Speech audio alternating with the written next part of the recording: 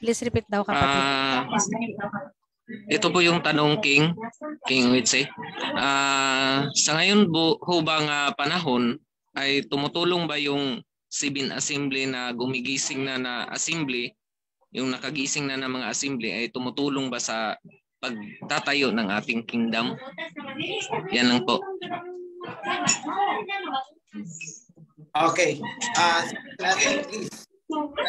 Ibig sabihin, 6 other assemblies. Kung tumutulong na ba? Tama ba, kapatid, yung intindi ko sa tanong mo?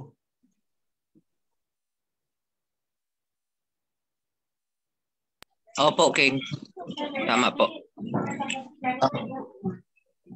Ang 7 assemblies ay hindi pa nag-i-exist ngayon dahil tayo ang tutulong sa kanila para makabangon sila. In short, tayo yung nababangon.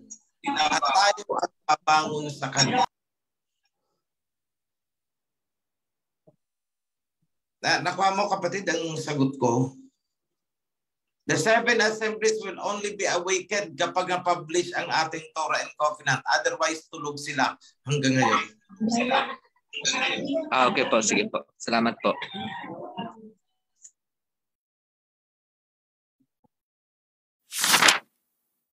Kapatid from Leyte, meron pong katanungan tayo sa chat box galing po sa ating kapatid from Japan. Tanong po kung ang second tithes ay pwedeng gamitin sa mga meet and greet at kapistahan ng ating kawan, pwede rin po bang ibahagi ang second tithes para sa temple donation? Yan po ang tanong niya, mahal na priest. Ako na ang sasagot. Sa kamahalan na po. Okay po. Ang second tithes po, may ibang purpose yan.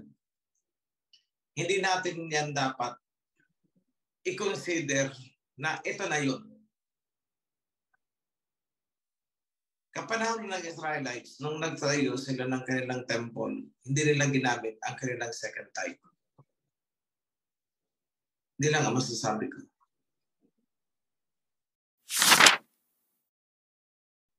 Isa pa po tanong ko lang, kasi po, ang binabalita nyo dyan na magbigay ng alahas is totally bang mga ginto po? Or pwede yung mga may mga stone? Kasi di ba ang stone wala naman pong value? Actually, kung ginto na may stone, actually tinutunaw natin yun eh. Okay, pwede pala yun. Kinukuha natin ang kinukuha natin ang ginto. Then yung stone, if it is valuable, depende na kasi may ibang committee na humahawak kasi nila. So hindi ko masagot specifically. Kasi it's not actually only the crown, it's not only the scepter na kailangan paglaan ng ginto, kundi pati yung mga gamit sa templo. Marami tayong gamit sa templo na made of gold. So it's not only the crown. Kasi basically, yung sa crown is almost fulfilled na ang requirement. Almost pa lang hindi pa 100%. So may mga pledges doon. So sa atin is tinatanggap natin para just in case kulangin, edi may gagamitin tayo. Kung sumobra naman, doon natin sa temple gagamitin yan. So as you can see, pati yung, I will give an example, yung menorah mismo, yung menorah is gold yan. Yung sinisindihan with 7 lamps, gold po yan. So we are striving hard to come up with it as is gold. Kahit very low carat lang, sabihin natin na 10 carat lang yan, basta it's gold. IT. Mapagpalang araw po sa ating mahal na hari, sa lahat ng priest, moderators at sa lahat ng Zoom. Yung tanong ko po, hihingi ko lang po sa inyo ng advice kay King Hawashai. Kasi last Zoom kasi po na announce po na late this year, bibitawan po ng Pilipinas yung dollar. Hingi po sana ako ng advice. It's advisable pa po ba na magtrabaho po sa isang isang company. Kasi yung husband ko po kasi nagtatrabaho sa isang company, UK company po siya, tapos yung sweldo po nila is in dollar form. Advisable po ba na magtrabaho doon since bibitawan na po ng Pilipinas yung dollar this late year? Okay. Let me pakimute. Okay. Let me be clear on that. Na ang Pilipinas bibitawan ang dollar sa international trade. Hindi po pa kayo affected nun. Kumbaga sa import and export activity pa lang, mag-quit ang Philippines. And that is on the making. So ibig sabihin, kunwari mag-export tayo ng ano ba ang produkto natin na ini-export o saging galing ng Davao. Ang tatanggapin na payment natin, tinatanggap natin ngayon, ang bayaran niyan is in dollar right now. Pero this time, kung in-export natin yan papuntang China, yuan ang tatanggapin natin or kung ano yung mapapagkasunduan ng mga bansa na exchange currency. Hindi na dollar. So, on the other hand, halimbawa, ang Malaysia nag-export papunta sa atin ng oil, palm oil. Dati-rati, kailangan nating bumili ng dolyar para ibayad sa kanila dahil yun ang tinatanggap nila. Pero ngayon, hindi na dolyar ang gagamitin natin. Bagkus ang gagamitin is a common currency na pagkakasunduan ng mga bansa sa ASEAN countries. Hindi pa po kayo affected dyan. Hindi pa. So tuloy lang muna.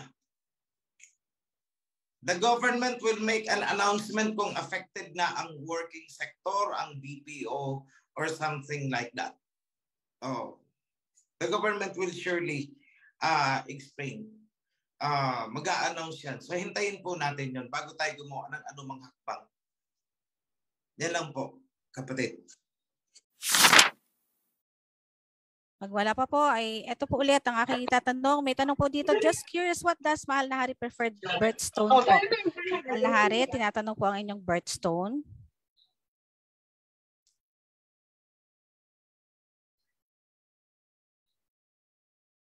Ano daw yun sis? Sorry. Yung birthstone daw po ninyo, Mahal na Hari. Tinatanong po niya yung... Hindi ko alam. Okay. Hindi.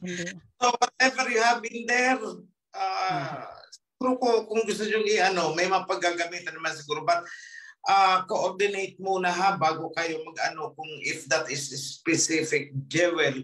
Kasi sayang naman kung hindi natin magagamit. Coordinate muna. Ibigay nyo kung ano specifically yan, anong size, ganun, para malaman natin kung mapapaggamitan tayo. Okay. But at this time, what we need most is gold and silver. Okay. Kaya salamat po, Mahal na Hari. Ang kasunod pong katanungan ay kung sakali, kanino i-address yung mga padala po natin? Kung meron daw pong magpapadala, kanino naman daw po i-address? Temporarily, coordinate kahit sinong priest. Sila na po ang mag-explain ng procedure kasi honestly hindi ko hinahawakan yung tungkol sa bagay na yan. Pwede rin kay Priest June Moneda, coordinate na lang po kayo kasi may alam ko may pinamahal ako on the technical side sa mga pagtitest niya, sa pagtutunaw. We have one person sa Kawan din. Then, ang inventory is alam ko may record ang treasury. Okay po. Or kay Priest Dondon. Yan. Kay Okay Priest Don. Priest Don o kay Priest June. Okay po. Meron po ditong nagtatanong, babasahin ko lang po, saglit lang po mga nag-raisehan po Importante po kasi ito. Mapagpalang umaga po, priest, tanong lang, nagbigay po ako ng cash for the temple. Ayoko pong pa-mention. Kailangan ko po bang ilagay kung magkano ang binigay ko sa temple? Yan po ang kanyang tanong po, mahal na hari. Okay. As much as possible, in-advise ko yan noon na lahat ng magbibigay sana sa temple is alam din namin because gusto ko sanang mag-maintain ng isang record book na pag natapos ang temple, magkakaroon tayo ng isang building sa katabi, it's a gallery, na doon lahat ang mga donors with their corresponding amounts. But then, marami ang ayaw magpa-mention. In fact, ang iba, may isang tao na nag-commit ng, group of people pala. Hindi ko na pangalanan. They committed 1 million. Actually, naibigay na nila ang 1 million. Pero ayaw nilang magpa-mention ng pangalan nila. So I could not I could not force them kasi ipinasok na lang, pinadala sa sa bank account. So we don't know who they are. Honestly, we don't know.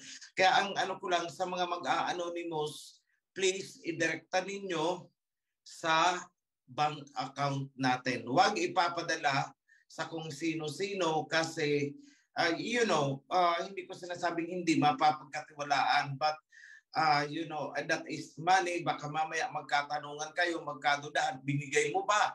Sasabihin, binigay ko. Tapos nagdududa yung nagbigay na yung donor na baka hindi mo binigay, pagsisimulan ng away.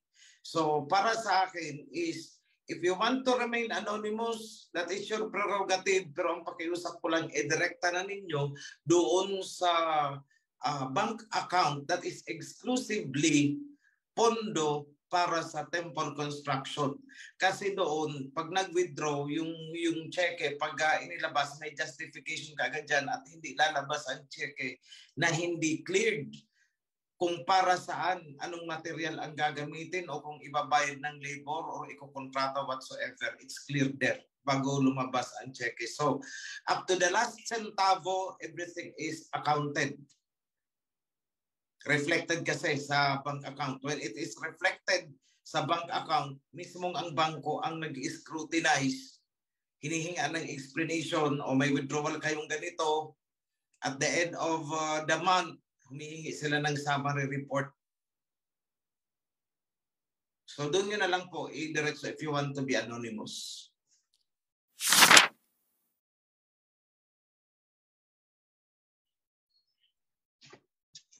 Hello, magandang tanghali po sa ating lahat, lalong-lalo na si aking mahal na hari. Ito po clarification lang po tungkol po dito sa pagtatype.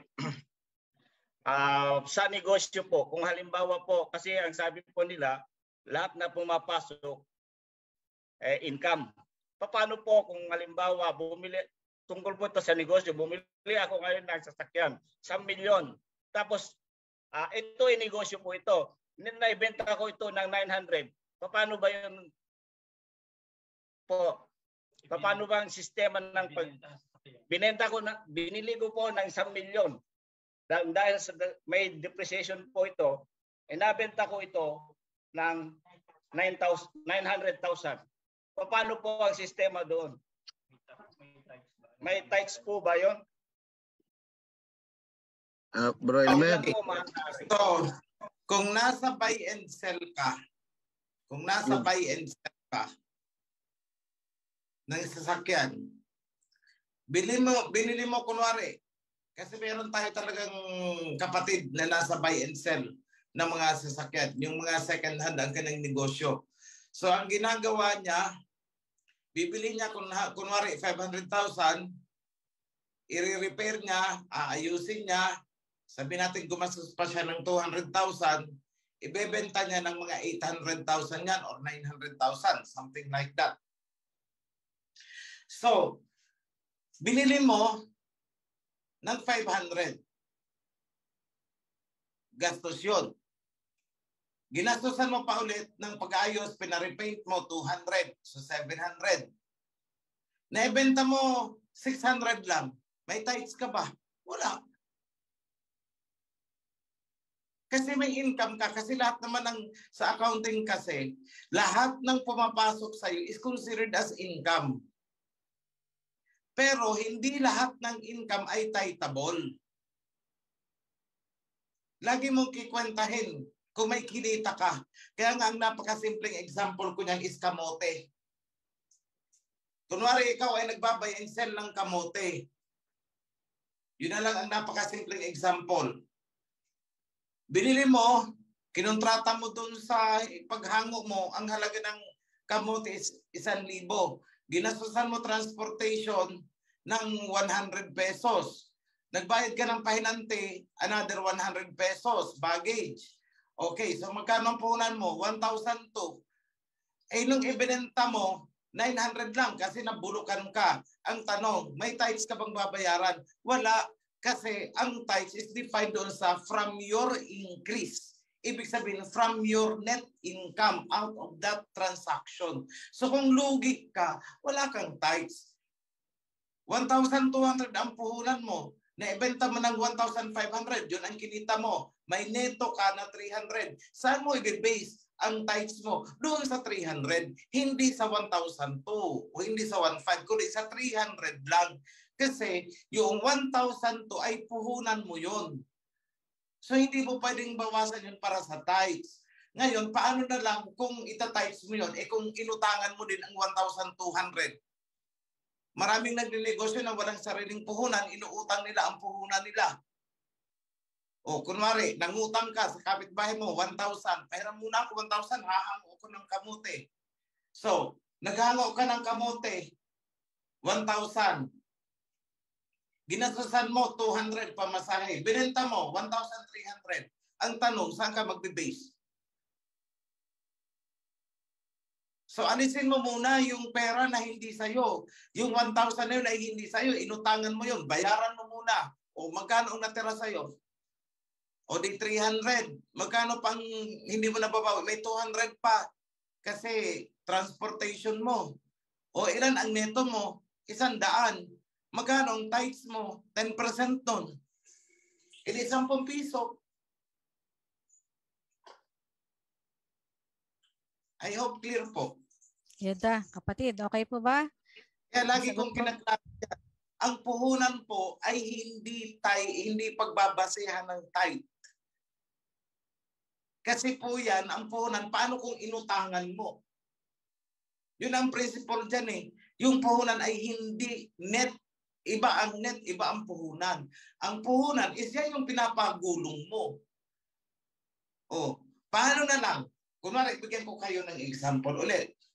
Sa 1,000 lang tayo. 1,000 ang iyong puhunan. Bumili ka ng kamote, pinamasahian mo ulit.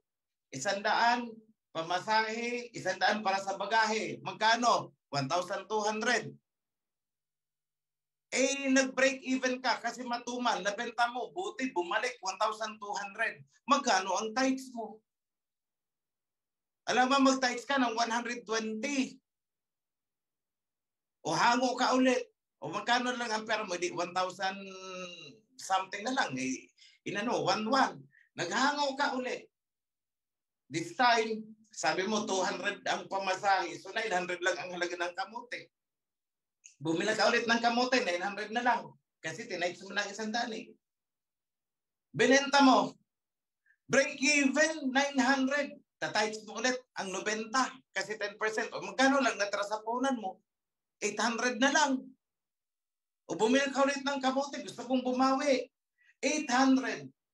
Nabenta mo, matumali, 810. O mag 10% ka ba? 81 pesos. Eh magkano lang natira sa puhunan mo? 700 na lang. Eh hindi po ganun ang tithes. Kasi malinaw naman ang instruction ng Aba. 10% of your increase. 10% ng increase doon sa puhunan mo. 1,000 ang puhunan mo. Ang bumalik sa'yo is 1,100. How much is the increase? Eh di 100. O di doon ka lang sa 100 pagbe-base ng tithes mo. Same thing. Sasakyan man yan. Binili mo ng 1 milyon. Ang purpose mo is ipampapasada mo. So, may tithes ba yun? Wala. Puhunan yun eh. Ngayon, sa isang buwan, kumita ka sa pamamasada mo, kumita ka ng 100,000. Oh. So, ang 1 million mo, nag-100,000 na. 1,100,000. Pero ang 100 million, hindi pa liquid. Andun sa sasakyan, gumugulong pa sa kalsada eh. Di ba? So saan ka magbe-base ng tithes mo? Eh doon sa kita na 100,000. Pero teka lang, naputokan ka ng gulong pala eh. So ang 100,000, binawasan mo pa ng 10,000. O 90,000 na lang pala. O magkano ang tithes mo? O di 10% ng 9,000. Ay teka lang, nagpa-change oil pala ako eh. Ibawas mo. O magkano change oil? Ipagpalagyan natin 5,000. O saan ka na magbe-base? O 100,000 ang income mo ha? Bumili ka ng, ulitin ko lang, bumili ka ng sasakyan, 1 million, ipinampasada mo. 1 month, 100,000 ang income mo. Out of the 100,000 na income, gumastos ka ng change oil. Bumili ka ng gulong. Binayaran mo ang driver mo. Eh aba, sa 100,000, ang natara sa'yo ay 50,000. Saan ka magta-tithes? Eh doon sa 50,000, dahil doon ang increase. O ngayon, yung sasakyan mo is nagde-depreciate yun. Expense yan.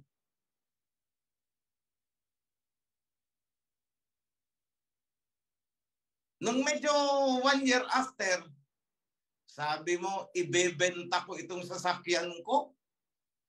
Matumal. Binenta mo, nabenta ng 500,000. Magta-tithes ka ba doon? Hindi. Dahil puhunan po yun. Gagamitin mo yun para makabili ka ng bago.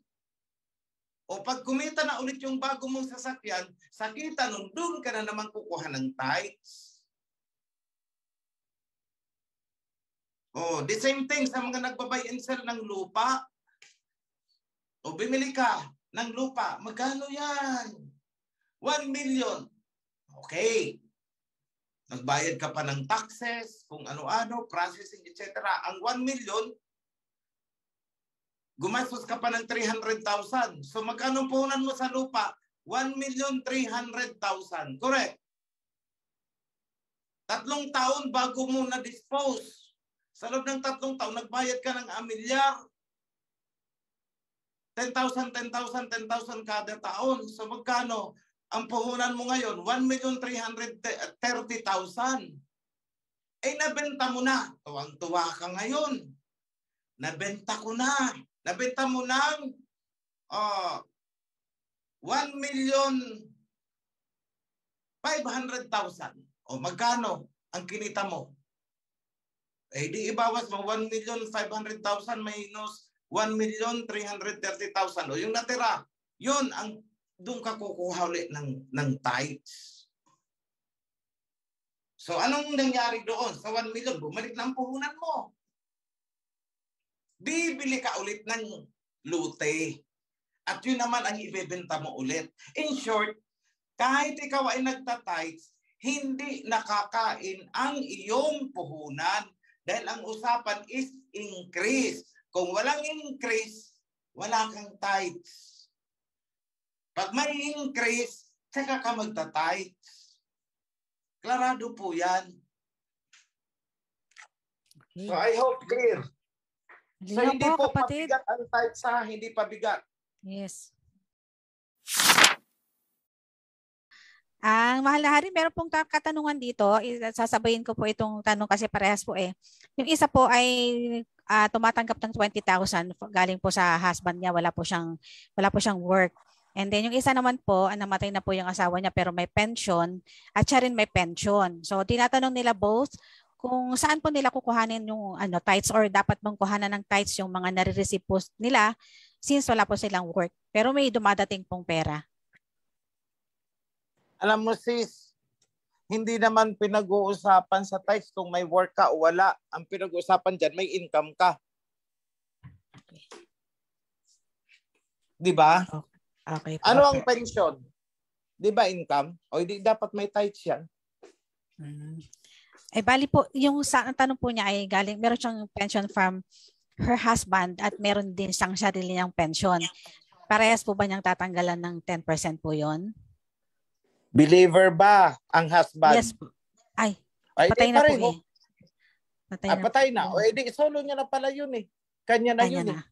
So lahat po, okay. Hindi naman na okay pwede mag-tithes ang husband niya eh. Okay po. Kapatid na Teban from KSA. Go ahead kapatid. Pakibukas po ng inyong mikropono. Yan. Salamat po. Happy Sabbath po sa lahat. Salamat at Gina na tinawag niyo na po ako. Hindi po gaano siguro itong panmanahari na related pero nabasa ko kasi dito sa Isra chapter 3 verse 10 dahil din siguro sa tamang pag-tithes and then pagtutulungan. Noon sa panahon ni King David, sinabi po dito, when the builders had finished laying the foundation of the temple, the priests put on the robes and blow trumpets in honor of Yahweh, while the Levites from the family of Asaph praised Alahayam with cymbals. All of them followed the instruction given years before by King David.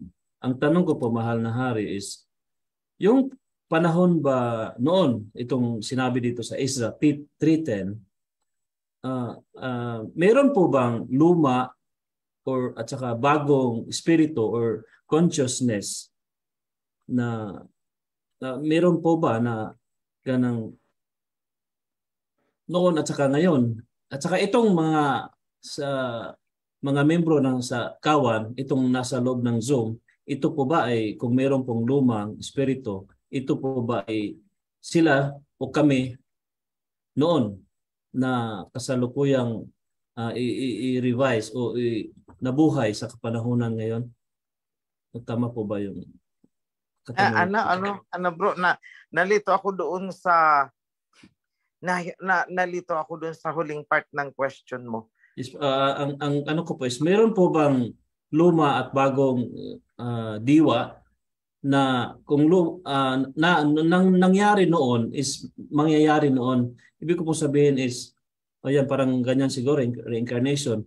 Itong mga tao na sa harapan ko ngayon ito sa loob ng Zoom, 238 na mga tao at saka doon sa live, posible po ba na ito din sila na mga tao o mga diwa, espiritu noon sa kapanahunan ni David na binanggit po dito sa Isra 3:10?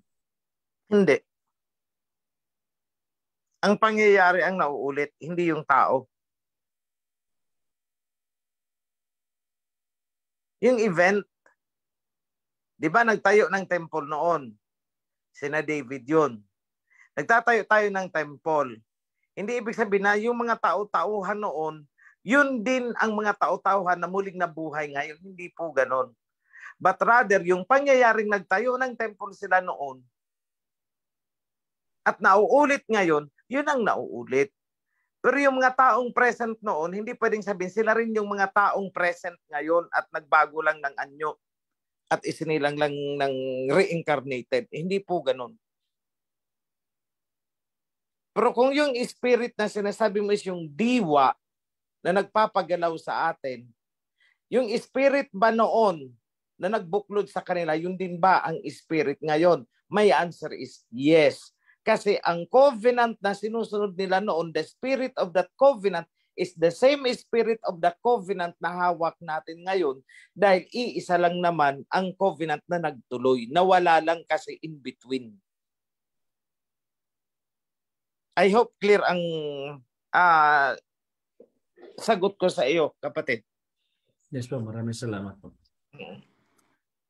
So, ulitin ko lang ha, yung mga nagtugtog ng cymbals noon, huwag niyong iisipin na yun din ang mga nagtutugtog ngayon dyan sa Herald. Hindi po ganun. Wala po tayong doctrine of reincarnation. That is Ito. Buddhist belief. Hello po, magandang araw po, mga Sabat po. At sa mga priest, sa ating Joshua at sa mahal na hari. Ang tanong ko lang po ay tungkol po sa sa kingdom. Di ba nagtatayo po tayo ng kingdom sa Mount Zion, Kingdom of Heaven. And then mayroon pong tatayo na king. At ito po ay kukoronahan sa darating na taon. So ang tanong ko po, yung pagiging king niya po ba ay sa Ophir lamang po ba o buong lahi ng Israelites? Kasi po tayo po ay dito sa Ophir ay natukoy na po yung ating pinanggalingan. Tayo po ay galing po sa Ephraim. Yun po, kung tayo ay natukoy na yung descendant natin. So ang pagiging king po ni King Oichi ay kabuuan po ba ng Israel o sa Ophir lang po? Yun lang po ang tanong ko. Kabuuan ng Israelites regardless kung nasaan sila. Dahil yung covenant na nag-establish ng kingship ay sumasakop sa buong Israelites.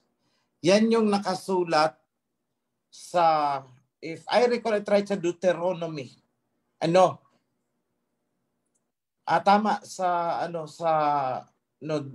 it's on the early part of Joshua chapter 1, 2, 3. There, you can find it. Na nung binasbasan ni Jacob ang 12, yung mga anak niya. 'Di ba inadapt niya si Ephraim at saka si Manasseh. Si Manasseh si Ephraim ang naging firstborn. Although si Manasseh ang panganay. Pero dahil sa basbas ni Jacob, nabaliktad yun. Si Ephraim ang naging panganay. Ngayon, paano si Judah?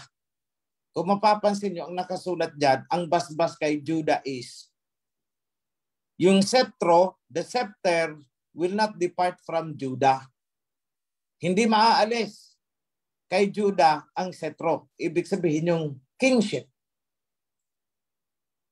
Until the one, may hangganan, until the one to whom it belongs come. Hanggat hindi dumarating yung isa na mula sa vine of Joseph. Kasi ang blessing kay Joseph naman is, you are a fruitful vine. Bakit sinabing fruitful vine? Kasi doon manggagaling kay Joseph yung magiging king kung saan ipapasa ni Judah ang setro. So kung ano ang coverage, scope of kingship ni Judah, yun ang scope ng kingship. Kung ano ang scope ng kingship ni David, yun ang scope of the kingship of the one from Ephraim. Regardless kung saan napadpad ang mga Israelites, sakop sila noon because there is only one covenant na kumukubkub sa buong Israelite. Walang exemption dyan. Only one covenant. Only one kingship. Yan. I hope, kapatid, nasagot ko ng satisfactory yung tinatanong mo. Okay po. Salamat po, kapatid Ariel. Meron po tayong tanong sa sa Facebook Live, mahal na hari. Paano po kung OFW po? Paano po or magkano ang dapat na maging tithes? Paano po kung may tinutulungan ng kapatid kada buwan at nagbibigay din po ng pangsustento po sa nanay? Paano po ang pagkwenta para sa tithes? Salamat po. Since hindi nagbabago yung pagkikwenta natin, nasagot ko na yan kanina. Ang ibabawas mo ay kung ano yung gastos na dahil sa pagtatrabaho mo. Yun lang ang pwedeng ibawas. Yung mga isinostento natin, ipinadala para sa ganito, sa ganun, hindi po yun kasali sa isusubtract. Okay po. Okay po. So, ganito, kung magkano ginagastos ninyo dyan, dahil sa pagtatrabaho nyo dyan, kung may inuupahan kayo dyan, passport ninyo, etc., ibawas nyo yun. Diba? Then, kunin nyo na ang tithes. Yung matitira, yun ang ipadala ninyo sa mga magulang ninyo o kung mga sino-sino. Okay po. Ito po, isa na. May tanong po ako, ano po kaya ang gagawin ng nanay ko? Wala po siya work, wala po siya pinagkakakitaan. Umaasa lang po sa pension ng tatay namin. Pero tatay namin ay wala sa loob ng covenant. May karapatan po ba si nanay namin na hatiin ang pension ng tatay namin? Gusto hatiin ng nanay ko yung pension ng tatay ko para ang kalahati ay doon niya kukunin ang kanyang tithes. Pwede po kaya yun, pero hindi magpapaalam sa tatay namin kasi papagalitan siya. Pwede po kaya yun, kamahalan? Actually, bakit? Kasi ang income ng mag-asawa is conjugal property yan. Okay. So, ibig sabihin, magkano man yan, maliit or malaki, entitled ang asawa sa kalahati. Kasi tingnan nyo, halimbawa, nakabili ang mag-asawa ng property o halimbawa, ipunin ninyo lahat yan, yung pension na yan, kunwari hindi nyo ginagastos, at ibinili ng lupa. Kanino ang lupa? Conjugal. Ibig sabihin, kalahati nun sa babae, kalahati doon sa lalaki. So, ibig sabihin, proportionately, ang income nilang mag-asawa is conjugal property yan. Kahit isa lang dyan ang naghanap buhay, conjugal property yan, entitled sa kalahati, yung asawang babae. So, i-compute mo, doon sa entitled ng halimbawa, 10,000 yan, o di sa 5,000 ka kumuha, dahil yun ang kalahati, kung ka kumuha ng 500. Huwag 1,000. Kasi hindi titable yung income ng lalaki. Okay po. Sana po yung nasagot, kapatid. Kapatid na taga Leyte po. Okay, pwede na po kayo mag-unmute. Sis Judita Jerusalem. Hindi pa rin. Okay po. Ito po, isa pa po, mahal na harin, mapagpalang araw po sa lahat, lalo na kay King OHC at sa lahat ng kaparian. Tanong ko lang po, kung siya daw po ba ay nagkakasala, kasi po ang kanyang ginagawang tithing po ay doon po siya nagkumukuha sa gross, hindi po doon sa net. Tinatanong po niya kung ano daw po ba yun, may kasalanan daw po ba siya doon? Wala. Yan na. Kasi in-exempt, considered as a love offering. Okay. Pero sinasabi ko na nga, ang tithes is ayoko magdagdag bawas dyan sa kung anong nakasulat is 10%. But if you want to give more than that, hindi naman siguro magagalit ang aba. Matutuwa nga yun pinasobrahan mo Opo nga.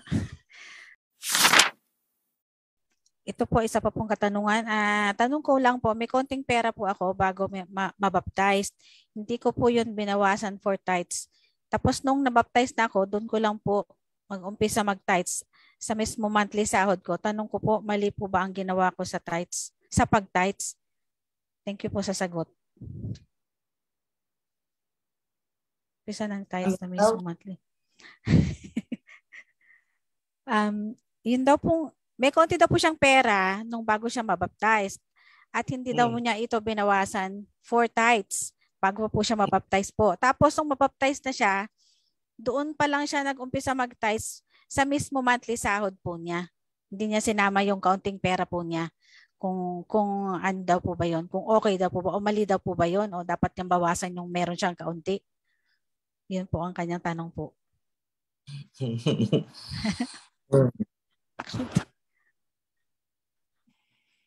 Alam nyo, ako ang magsasagot ng isa lang. Kahit nung hindi ka pa nababaptize, buong buhay mo ay pag-aari ng alahayat. Sa totoo lang, mula nang isilang tayo, we don't own anything, not even ourselves. Kahit yung katawan natin, hindi natin sarili yan. Baptize tayo o hindi. Hindi natin pag-aari yan. The same applies sa savings. Kahit yung savings mo nung hindi ka pa nababaptize, hindi pa rin iyo yan eh. Dahil mismong buhay nga, hindi iyo eh. So dyan mo malalaman kung dapat i-tithes o hindi. So let me give you an example. Ito, hindi naman ito ipinaglilihim eh.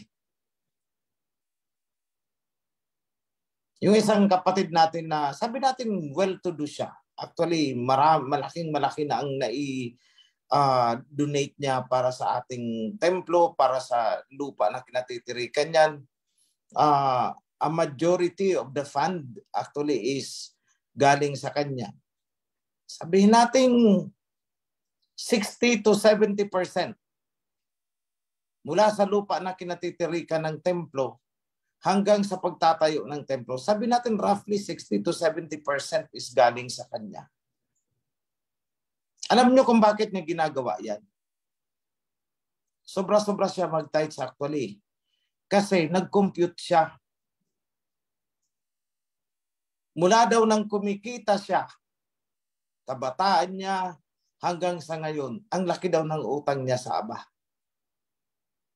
And so he is trying his best to adjust yung finances niya para makabawi lang siya sa tithes para sa Aba. Dahil sa mga blessings na tinanggap niya na noon pa, hindi niya pa man kilala ang Aba.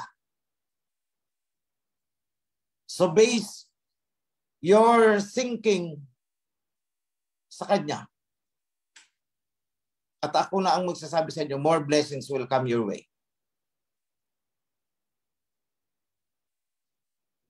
Yun lang, kapatid.